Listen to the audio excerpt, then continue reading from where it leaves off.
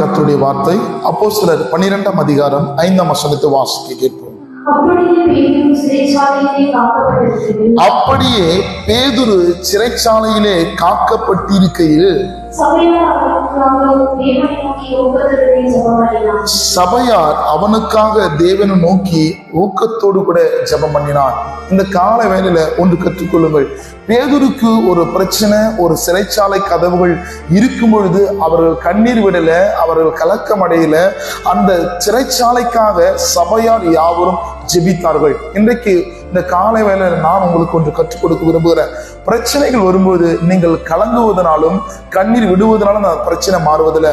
அந்த பிரச்சனையின் மத்தியில சபையார் பேதுருக்காக ஜெபித்ததை போல நீங்கள் ஜெபிக்க பழகிக் கொள்ளுங்கள். கர்த்தர் உங்கள் சிறையிருப்புகளை மாற்றி இந்த நாள் சிறையிருப்பு கதவுகளை திறந்து உங்களை ஆசீர்வதித்து மகிழ பண்ணுவார். ஆமென்.